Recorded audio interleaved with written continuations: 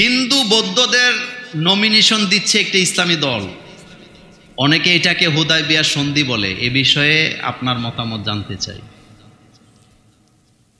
দেখেন, এই বিষয়ে আমি কোনো ফতুয়া দেব না, তবে একটা কথা আপনাদেরকে বলি, আমাদের বাংলাদেশে অমুসলিমরা আমাদের নাগরিক না? কথা কয় না?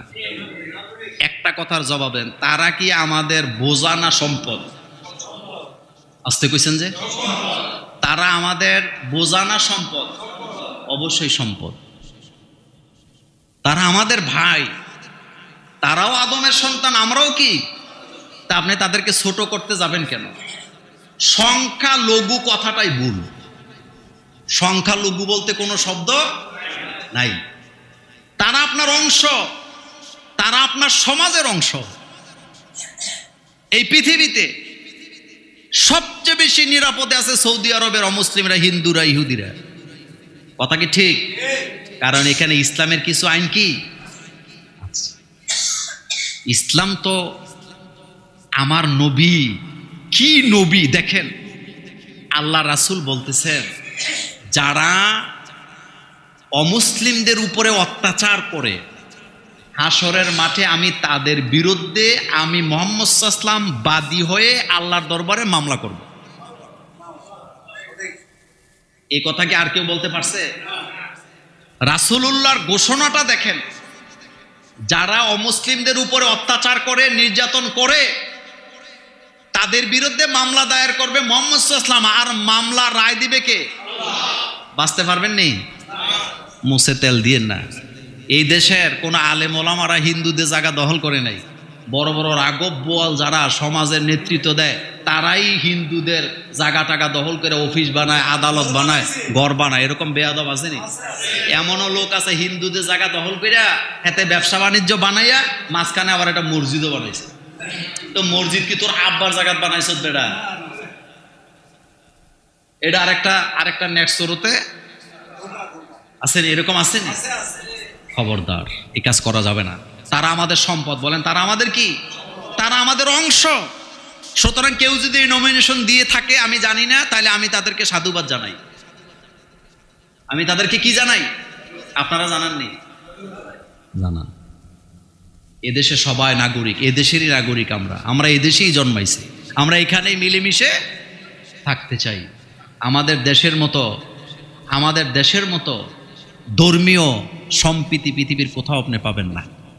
এই ভারতের মিডিয়া টিডিয়া যেগুলো, এগুলা গাঞ্জা খাইয়া আসে, তো কি যে কয়, আমার বাড়ির খবর আমি জানি না, হেতি ভালো জানে।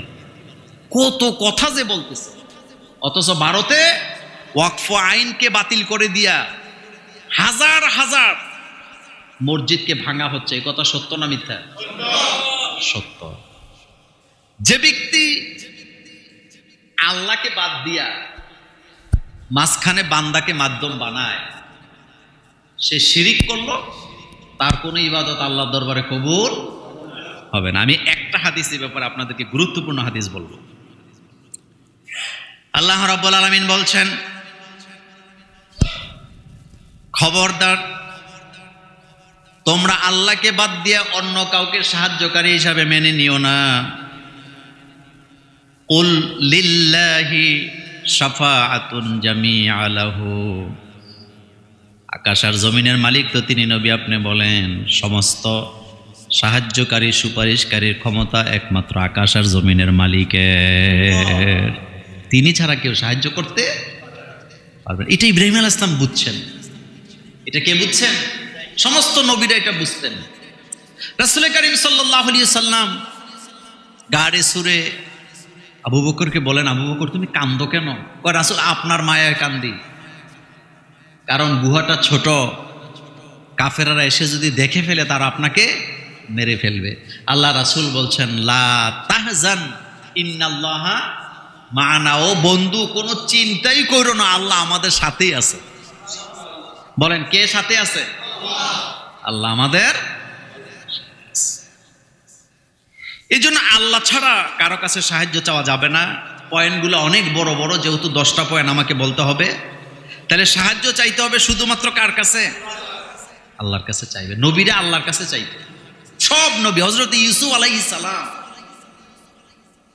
জুলেখা যখন তাকে ঘরের ভিতরে বন্দী করলেন, উদ্দেশ্য ভালো না খারাপ? টগরা যুবক, যৌবনে ভরপুর, এই বয়সে যুবক তার যৌবনকে কন্ট্রোল করতে পারে না। কিন্তু হযরত ইউসুফ আলাইহিস সালাম কাকে ভয় পায়? আল্লাহকে। তিনি জানে দরজা জানালা তালা, দরজা বন্ধ, এটা তিনি জানে। জানার পরেও তার মাথায় একটা জিনিস কাজ করতেছে, দরজা যতই বন্ধ থাক, আমাকে মুক্তি দেওয়ার ক্ষমতা কার? তো তিনি আল্লাহর উপরে তাওয়াক্কুল করে। কার উপরে? আল্লাহর উপরে তাওয়াক্কুল করে তালাবদ্ধ দরজার দিকে দৌড় দিছে। দৌড় দেওয়াটা তার দায়িত্ব ছিল, ইমানি দায়িত্ব, সেজন্য দৌড় দিছে। আল্লাহ বলেন আমার ইউসুফ দৌড় দিলেন, আর আমি আমার ইউসুফের জন্য সমস্ত দরজাগুলো উন্মুক্ত করে দিলাম।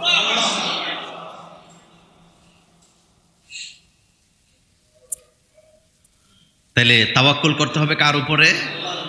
আল্লাহ পাকের উপরে। হাসবি আল্লাহ আলাইহি, নবী খবরদার আপনি আল্লাহ ছাড়া কারো উপরে ভরসা করবেন না, আল্লাহই তো আপনার জন্য যথেষ্ট। যদি ভরসা করতে হয় তাহলে আমাদেরকে আল্লাহর উপরেই করা লাগবে। ভরসা শুধুমাত্র কার প্রতি? আল্লাহ পাকের প্রতি। 3 নাম্বার, যদি কোনো মুসলমান ব্যক্তি মুশরিকদেরকে মুশরিক মনে না করে, কাফের মনে না করে, তাহলে হে কাফের হয়ে যাবে এবং সে শিরিক করলো। কার সাথে? আল্লাহ পাকের সাথে। মুশরিককে মুশরিক মনে করে না, কাফেরকে কাফের মনে করে না, এটাও কুফরি। এটাও কি? কুফরি। এজন্য এই ব্যাপারে আমাদেরকে সতর্ক থাকা লাগবে। একজন মুশরিক কখনো একজন মুমিনের বন্ধু হতে পারে না। এটা ঈমানটা যে কত গুরুত্বপূর্ণ, ঈমানের যত্ন আমরা নেই না। আমরা ঈমানের যত্ন নেই না। কাফেরকে বন্ধু বানায়, মুশরিককে কি বানায়? বন্ধু বানায়। অথচ মগজে এটা রাখবেন, কাফের মুশরিক ইহুদিরা কখনো মুসলমানদের বন্ধু হবে না। এটা কোরআনের কথা, আমি বলি নেই। এই ব্যাপারে অসংখ্য আয়াত আসছে। আল্লাহ রাব্বুল আলামিন বলছেন, ইন্নাল্লাযীনা কাফারু মিন আহলিল কিতাব ওয়াল মুশরিকিন, নিশ্চয়ই আহলে কিতাবদের মধ্যে যারা কুফরি করে, আল্লাহর সাথে যারা কুফরি করে, শিরিক করে, তারা ফি নারি জাহান্নাম খালিদিনা ফিহা, তারা চিরস্থায়ী জাহান্নামে। উলাইকা হুম শাররুল বারিয়া, তারা চিরস্থায়ী কি বলেন তো? জাহান্নাম। এরা হলো সৃষ্টির নিকৃষ্ট, সৃষ্টির মধ্যে তারা নিকৃষ্ট যারা আল্লাহর সাথে শিরিক করে। নাউজুবিল্লাহ পড়েন। সৃষ্টির মধ্যে তারা নিকৃষ্ট যারা কার সাথে শিরিক করে? একটা কাক, সে কিন্তু শিরিক করে না, কারণ সে জানে তার মালিক তার জন্য জমিনের মধ্যে রিজিক ছিটায় রাখছে। ফজরের আজানের আগে কাকেরা জাগ্রত হয়। তার কোনো জমি নাই, তার কোনো চাকরি নাই, তার কোনো চুলা নাই, ফসলের কিছুই নাই। বাসা থেকে বেরিয়ে গেল আল্লাহর জিকির করতে করতে। কাকের মাথায় একটাই চিন্তা, যিনি আমাকে সৃষ্টি করেছেন তিনি আমাকে রিজিক দিবেন। সকালবেলা বেরিয়ে গেছে, যার বাড়ি নাই, ঘর নাই, চুলা নাই, খাদ্যের গোডাউনও নাই, সাহায্যকারীও নাই। সন্ধ্যা হওয়ার পর্যন্ত এই সময়টাতে কাকটাকে পেট পুরায়া খাওয়ায়া সন্ধ্যা হওয়ার আগেই যিনি বাসার মধ্যে আবার ফেরত পাঠান তিনি আমাদের রব। কাকের কি কোনো ঘরবাড়ি আছে? আসতে কইছেন। চুলা আছে, খাদ্য গোডাউন আছে, খাওয়াইছে কে? আচ্ছা বলেন তো, খাদ্য নিয়ে হাহাকার মানুষেরা করে না জীব জানোয়ারেরা করে? মানুষেরা করে। জংলার বাঘ কোনো চিন্তাই করে না খাবে কিনা। কোটি কোটি চতুষ্প জন্তু বাস করে জঙ্গলে, কেউ খাদ্য নিয়ে চিন্তা করে না। যত চিন্তা আমাদের, কারে ঠকানো যায়, ভাইয়েরে ঠকাইয়া, বোনেরে ঠকাইয়া, পার্টনারে ঠকাইয়া, মালিকরে ঠকাইয়া নিজে বড় লোক হয়, এরকমের বড় লোক আমাদের সমাজে নেই। বুঝা গেছে আল্লাহর প্রতি তার ঈমান কি। 4 নাম্বার, যদি কোনো মুসলিম নবী করিম সাল্লাল্লাহু আলাইহি সাল্লামের দেখানো পথ অনুসরণ না করে অন্য কোনো পথকে অনুসরণ করে, সে আল্লাহর সাথে শিরিক করলো, তার কোনো ক্ষমা নাই। চলতে হবে রাসূল গেছে যেই পথে আমরা যাব সেই পথে, অনুসরণ করতে হবে মুহাম্মাদুর। কুল ইন কুনতুম তুহিব্বুনাল্লাহ ফাত্তাবিউনি ইউহিব্বুকুমুল্লাহ। আল্লাহর নবীকে আল্লাহ পাক বলছেন, নবী আপনি বলে দেন, তোমরা যদি আমি নবীকে ভালোবাসতে চাও, তাহলে আমি ভালোবাসার প্রথম শর্তটা হলো আমাকে অনুসরণ করো। রাসূলুল্লাহকে বাদ দিয়া মানুষের অনুসরণ করা যাবে না। যদি অনুসরণ করে এটাও শিরিক হবে, তাদের জন্য আল্লাহর কাছে কোনো ক্ষমা নেই। অনুসরণযোগ্য মুহাম্মাদুর, এই কথাটার ব্যাখ্যাটা ছোট্ট করে দেয় এইভাবে, পৃথিবীতে যত মানুষ আছে নবীদেরকে বাদ দিয়া, শিক্ষক হোক, গুরু হোক, নেতা হোক, পণ্ডিত হোক, খতিব হোক, আলেম হোক, পীর হোক, খাজা বাবা হোক, প্রত্যেক মানুষের চরিত্রটা দুইটা। বলেন চরিত্র কয়টা? একটা হলো পাবলিক ক্যারেক্টার, আর একটা হলো পার্সোনাল ক্যারেক্টার। পাবলিক ক্যারেক্টার সবারই সুন্দর, পাঞ্জাবি টাঞ্জাবি পরে আসছি, চেহারা টেহারায় মাল মশলা দিয়ে আসছি, সাজুগুজু করে আসছি, কথার মধ্যে একটা আর্ট আছে, সুন্দর করে বলার চেষ্টা করতেছি। কিন্তু ঘরের ভিতরে চরিত্রটা ভালো না খারাপ, এটা সবচেয়ে ভালো জানে কে? একটা মানুষের চরিত্র কত ভালো 1 নম্বরে জানে আল্লাহ। তো এটা আছে, আল্লাহ না, আমি শুনেন, একটা মানুষের চরিত্র কত ভালো 1 নম্বরে জানে তার ছোটবেলার বন্ধু, কথা বলা।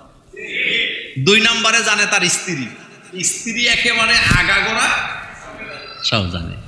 3 নম্বরে জানে তার ঘরের লোকেরা, যারা তার বাসা কি করে, কাজ করে, কথা কর না, যায় কি করে, কাজ করে। সুতরাং সাবধান, নেতা রাতের বেলা কই যায় দুনিয়ার কেউ না জানুক, স্ত্রী না জানুক, ড্রাইভার কিন্তু জানে, কথা বলেন না, যে কোন ক্লাবে যায় কে জানে, ড্রাইভার ঠিকই জানে। তো সুতরাং একটা মানুষের চরিত্র 2 রকম, একটা পাবলিক আর একটা পার্সোনাল। কিন্তু নবীদের চরিত্র একটা, পার্সোনালটা যেমন পাবলিকটাও তেমন। যার কারণে আপনার আমার নবী মুহাম্মদ সাল্লাল্লাহু আলাইহি ওয়াসাল্লাম স্ত্রীদেরকে ডেকে বললেন, তোমরা রাতের আধারে দিনের আলোতে আমার মধ্যে যে চরিত্রগুলা পাচ্ছ সব মানুষকে বলে দাও। দিনেরটা নাইলে বললেন, রাত্রেরটাও বলতে পারবেন নাকি? কিন্তু একমাত্র বলতে পারছে মুহাম্মদ সাল্লাল্লাহু আলাইহি ওয়াসাল্লাম। তাইলে অনুসরণ যোগ্য কে? মুহাম্মাদুর। আর কাউকে অনুসরণ করা যাবে না। এরপরে 5 নাম্বার, যদি কোনো মুসলমান আল্লাহর নবী সাল্লাল্লাহু আলাইহি সাল্লামের আনিত বিধানকে অপছন্দ করে, বলেন কি করে? কিছু অংশ, পুরা না, কিছু অংশকেও যদি অপছন্দ করে, সে ইসলাম থেকে খারিজ হয়ে যাবে, সে ঈমানদার থাকতে পারবে না, সে কাফের হয়ে যাবে। আমাদের দেশে 90%-এর উপরে মানুষ মুসলমান, মুসলমানের সন্তান, রাসূলুল্লাহর আনিত সকল বিধানকে পছন্দ করে না, বাচ্চা বাচ্চা মানে, যেটা তার কাছে সুবিধা লাগে হেডা রাজি, আর যেটা অপছন্দ, এটা যেটা করলে বিপদ আসতে পারে, এটা দেশে রাজি। যেমন আমাদের দেশের নেতাদেরকে এই কথাটা আপনি কোনোভাবেই মানাইতে পারবেন না যে রাসূল সাল্লাল্লাহু আলাইহি ওয়াসাল্লাম কোরআন দিয়ে বিচার করছে চোরের হাত কেটে দাও, আমাদেরকে এটা করতে হবে, এই কথাকে আমাদের দেশের নেতারা মানতে রাজি হবে? এদের কাছে যুক্তির কোনো অভাব নেই।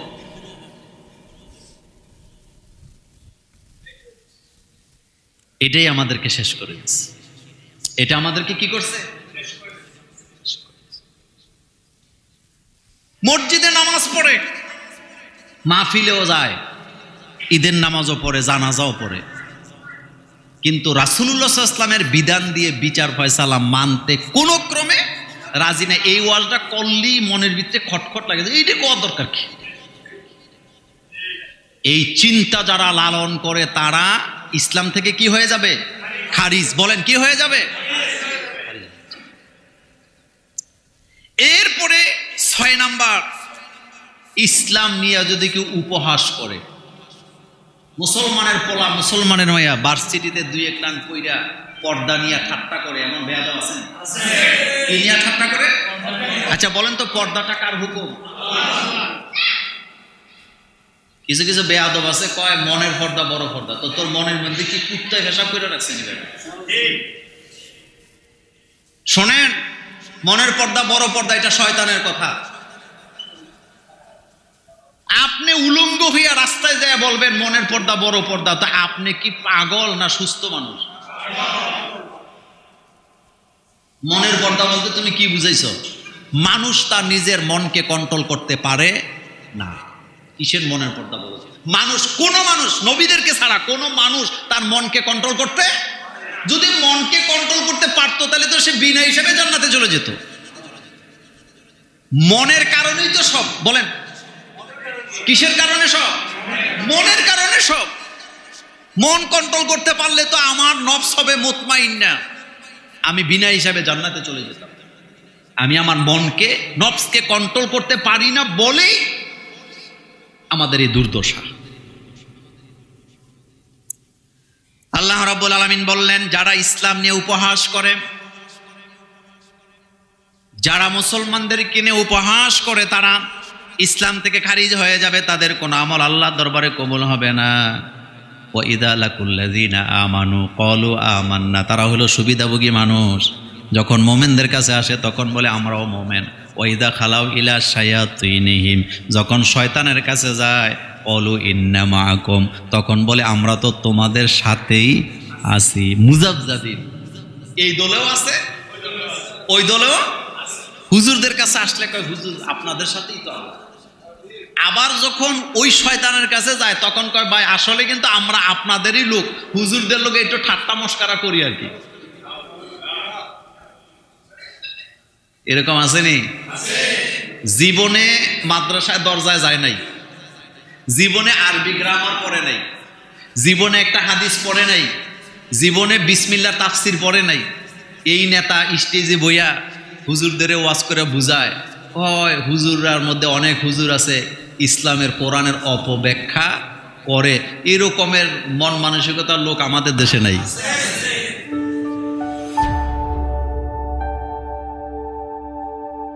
Islamic Tone 24, in charge of the ghetto.